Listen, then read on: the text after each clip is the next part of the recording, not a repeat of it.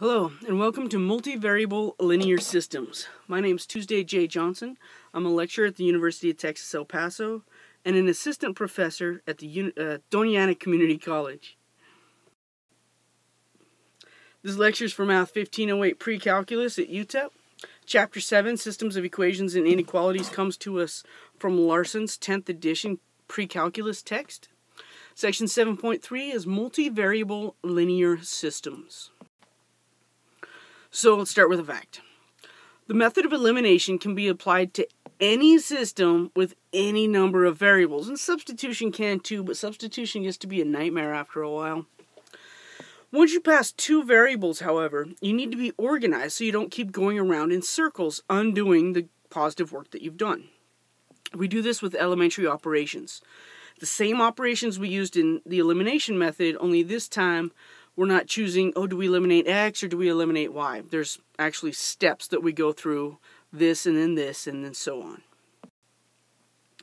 So, for example, we'll be able to change the system X minus 2Y plus 3 is equals 9, minus X plus 3Y equals negative 4, and 2X minus 5Y plus 5Z equals 17 into something with this stair-step pattern. And this stair-step pattern is called row echelon form. What we'll do is we'll use certain steps. We'll get generally a 1 as a coefficient in front of X, but it's not absolutely necessary. And then we'll eliminate all X's below that. The second equation will keep the second variable, and then we'll eliminate all Y's below that. So no other equations below will have the second variable or the first. And then we'll work our way down in Z. Right, third equation, we'll start with the third variable, and usually we'll try to get these to be ones, although I'm not as particular about that as I probably should be.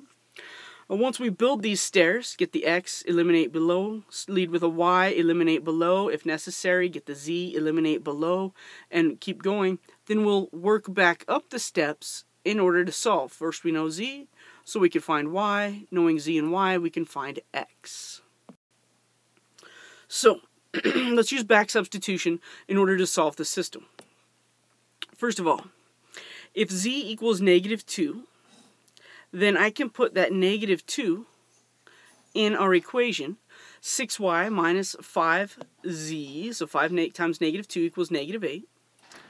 This is 10, so I subtract 10 from both sides. 6y equals negative 18. Tells me that y equals 3. Well, y equals 3 is good information, because I can use my y value of 3, my z value of negative 2, and I can evaluate the top equation. 4x minus 3 times y minus 2 times z equals 21. That's 9 and 4, which makes 13. 4x plus 13 equals 21 leads us to 4x equals 8, which tells us x equals 2. I know x equals 2. Y equals negative 3 and Z equals negative 2, and I have my solution. So once we have these stair steps built, we can go back up and solve our way through. X minus Y plus 2Z equals 22 is how we'll find X. 3Y minus 8Z equals negative 9 is how we'll find Y. And Z equals negative 3 gets us started. So 3Y minus 8 times negative 3 equals negative 9. A negative 8 and a negative 3 makes 24. If I subtract 24 from both sides, I'll have 3y equals a negative 33, in which case y is negative 11. Knowing z is negative 3 and y is negative 11, I can substitute in my top equation. X minus a negative 11 plus 2 times negative 3 equals 22. 11 minus 6 is 5. X plus 5 equals 22 tells me x equals 17. I know y equals a negative 11. I know z equals negative 3. I have my solution. But so rarely do we say, hey, we've done half the problem for you. Why don't you just tell us what the answer is? We're going to have you now work with the system to write equivalent systems in this row echelon form, the stair-step pattern. How are we going to do that? We're going to use operations that produce equivalent systems. So each of the following row operations on a system of linear equations produces an equivalent system of linear equations. And the nice thing about equivalent systems is they have equivalent solutions. So I start with a possibly ugly system, and I make it look nice with this row echelon form, and the last matrix, or excuse me, the last system we have has the same solution as all of the other ones as long as we use these operations. These operations are, we can interchange any two equations, we can multiply one of the equations by a non-zero constant, and we can add a multiple of one of the equations to another equation in order to replace the latter equation. Solving systems of equations using these operations is called Gaussian elimination, named after the German mathematician Gauss. Alright, so x plus y plus z equals 5, x minus 2y plus 4z equals 13, and 3y plus 4z equals 13. In order to make the stair-step pattern, I'm going to keep this x and eliminate all x's below. So I'm going to take equation 1 and subtract equation 2. Now when I subtract equation 2, I might instead think of it as adding the opposite. So add negative x, positive 2y, minus 4z, a minus 13. That way when I add straight down, which is easier to keep track of, my x's are eliminated. 3y minus 3z equals negative 8. And I give myself instructions. I'm using equation 1 and equation 2 to make a new equation 2. I'm going to replace it. So I have my top equation, x plus y plus z equals 5, and I've eliminated x from all the equations below. So now I want to keep this y. I know the stair steps don't look very good right now. I don't have it lined up very well, but we're getting there. I want to eliminate all the y's below, so we'll make the stair step pattern by eliminating all y's below the second equation. And it looks like I could once again just subtract the two equations. Instead of subtracting, if you would like to add the opposite, so add negative, add the negative, opposite sign everywhere. The y's will cancel out. The negative 3z and a negative 4z makes a negative 7z. Negative 8 minus 13 is negative 21. And so I would go ahead and solve for z. If negative 7z equals negative 21, let's just call it z equals 3. With z equals 3, we could back substitute to solve. I put z equals 3 in the second equation. 3y minus 9 equals negative 8. Add 9 to both sides. 3y equals 1, so y equals 1/3. Put 1/3 in for y. Put 3 in for z. I can find my x value in the top equation. X plus 1/3 plus 3 equals 5. If I subtract 3 from both sides, I have 2. Now 2 minus 1/3. 2 is the same as 6/3. 6/3 minus 1/3 will give us an x value of 5/3. And my solution, x, y, z form, 5/3, 1/3, comma 3. 2x plus 4y plus z equals 1. X minus 2y minus 3z equals 2. And x plus y minus z equals negative 1. Now, a lot of times we'll try to get a 1x up here, and it just helps out, and it leads us towards matrices, which we're going to be seeing shortly, 2 lessons from now. But it's not absolutely necessary, and so I've done this particular system. I've left the 2x as my top, and I just deal with it. I want to eliminate all x's below, so I'm going to take equation 1 and subtract 2 multiplied by equation 2 because I know I want to eliminate the x's. This is going to be my new equation 2. Equation 1 stays the same. I give myself little directions here. Minus 2 times equation 2, so I multiply negative 2 times x for negative 2x. Positive 4y, positive 6z equals negative 4. Make sure you multiply everything by negative 2. We do that so the x's cancel. 4y and 4y is 8y. Z and 6z is 7z. 1 and negative 4 is negative 3. And I'm going to put this in position 2. That's my new equation 2. But all in one step, I want to eliminate all the x's. So I'm going to take equation 1, because that's the x I'm going to keep. I use it to eliminate my x's.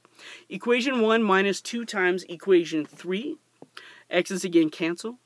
I have 2y plus 3z equals 3 for my new equation 3.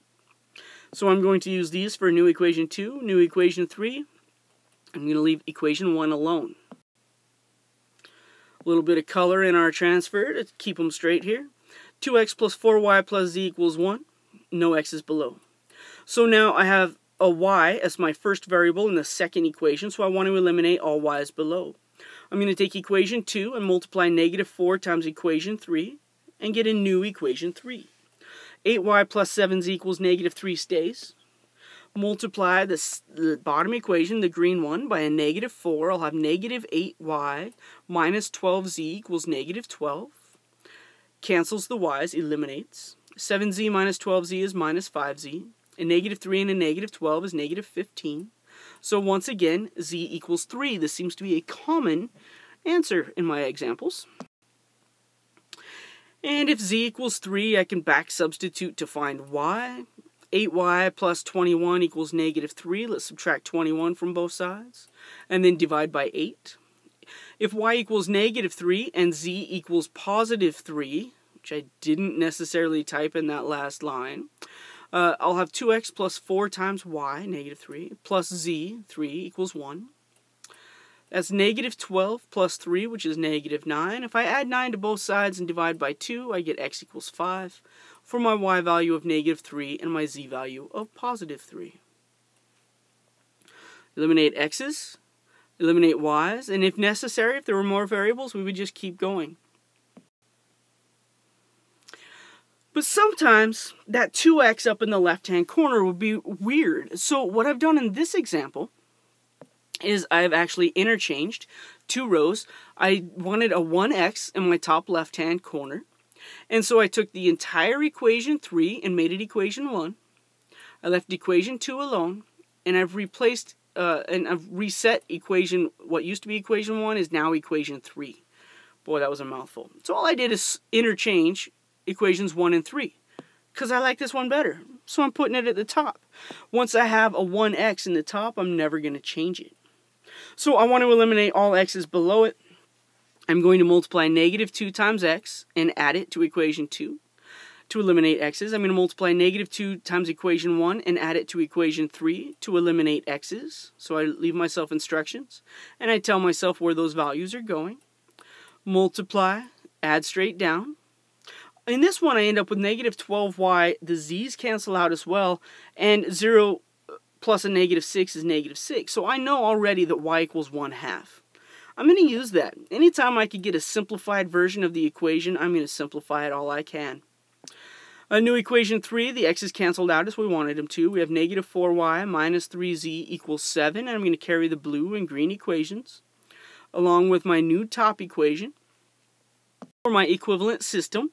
X plus 4y plus z equals 0, y equals 1/2, minus 4y minus 3z equals 7.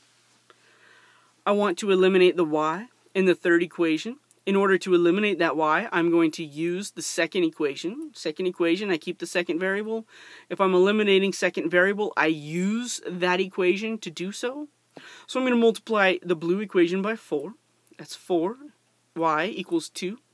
Add it to my third equation. I have negative 3z equals 9, so z equals negative 3.